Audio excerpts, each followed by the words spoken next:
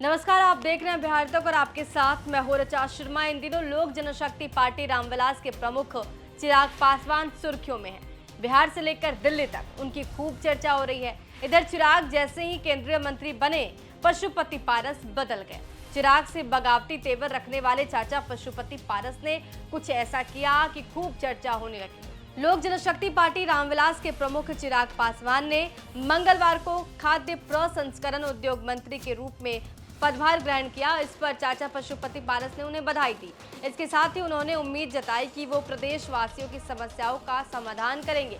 पशुपति पारस ने एक्स पर लिखा कि केंद्रीय मंत्री के रूप में मेरा पूर्व पदभार संभालने पर बड़े बेटे चिराग पासवान को हृदय तल से बधाई और अनंत शुभकामनाएं। आगे उन्होंने लिखा कि मुझे पूर्ण विश्वास है कि देश के विकास हेतु हमारे कार्यकाल में विभाग में जो रूपरेखा बनाई गई थी उसे आप मोदी 3.0 में माननीय प्रधानमंत्री के नेतृत्व में और आगे ले जाने का काम करेंगे। हमें आशा है कि आप क्षेत्र और प्रदेश वासियों के मायूसी और हितों को ध्यान में रखते हुए इस समस्या का त्वरित समाधान करेंगे।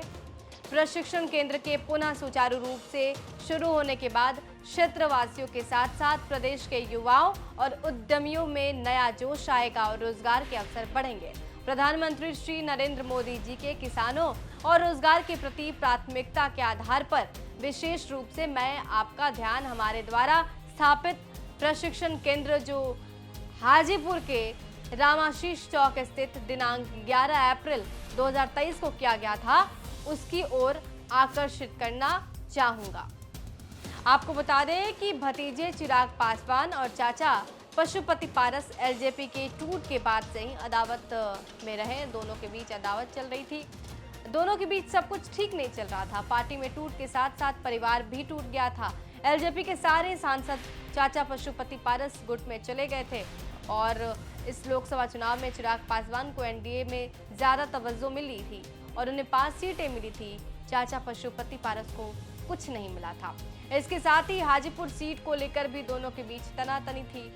पशुपति पारस ये दावा कर रहे थे कि हाजीपुर सीट से वहीं चुनाव लड़ेंगे। इसको लेकर बगावत शुरू हो गई थी, लेकिन चिराग कह रहे थे कि वहीं लड़ेंगे। हालांकि चिराग वहां से चुनाव लड़े भी और जीते भी।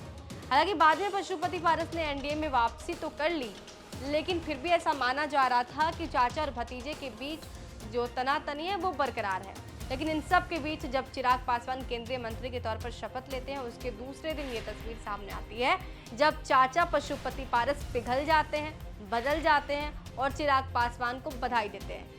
आपको इस पूरे मुद्दे पर क्या कुछ कहना है? चाचा पशुपति पारस ने जिस तरीके से पहल की है, आप उसे कैसे देखते हैं? हमें कमेंट बॉक्स में जरूर बताइए और बिहार की तमाम खबरों के लिए हमारे साथ बने रहिए, देखते रहिए बिहार तक।